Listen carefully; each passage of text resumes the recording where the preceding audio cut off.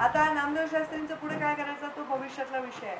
आता दसरा मेळावा करायचा आहे आपल्याला, त्यामुळे आता काहीतरी गलिच्छपणा आपल्याकडे होऊ द्यायचा नाही आणि कुणी आमच्याविषयी बोललेले खपून घ्यायचं नाही.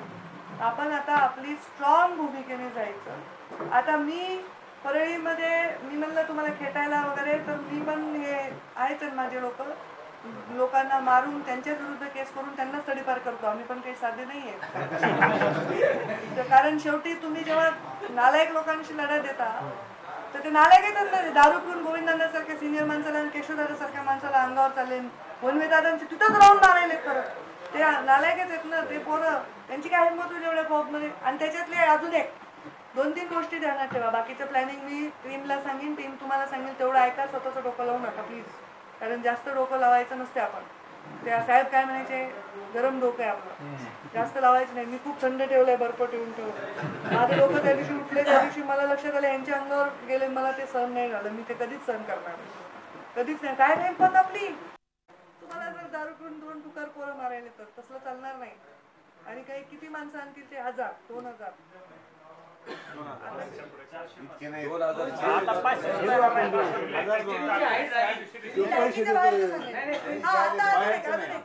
ते बोला ज्या गावची आहे त्या गावच्या सरपंच. आता हे सरपंच जे आहे तिथे आलेले हात वर करा. कोण कोण सरपंच आहे? ग्रामपंचायती सदस्य. ग्रामपंचायत सदस्य जरी महिला असली तरी आता पुरुष आले असलं तर वर हात करा. बाईक आता तुम्ही लोकांच्या हातात आहे हे सगळं. आता हे सगळं करत असताना एक टीम लिगल गोष्टी बघेल. आता वर स्टेज होईल का नाही ते नंतर जायचं तर आहे ना आता सगळ्यांनी. नंबर 1. दुसरं, त्या गावातली पोरं तुम्हाला ओळखू आले, त्या पोरांना जाऊन तुमच्यासारख्या 4-5 आता सोमनाथ भाऊ तुम्ही 2-3 जण मिळून जायचं त्या गावात. तुम्ही तिथं त्या दिवशी गडावर दिसला नाही पाहिजे, सांगायला पाहिजे त्या लोकांना. तुझं काही खरं नाही म्हणून आम्हाला काही माहित नाही असं जेव्हा तुम्ही अगदी विश्वासाने सांगाल ना. आता मी तुम्हाला अजून एक सांगते. माझ्याकडे आता भरपूर निधी आला वाटायला. मी माझ्या लोकांना सांगितलं 11 तारखेपर्यंत वाटायचा. कशासाठी? मी तुम्हाला विकत घेऊ शकते पण मला विकत घ्यायचं नाही. का? कारण माझं तुमच्याशी खरं प्रेमाचं नातं आहे.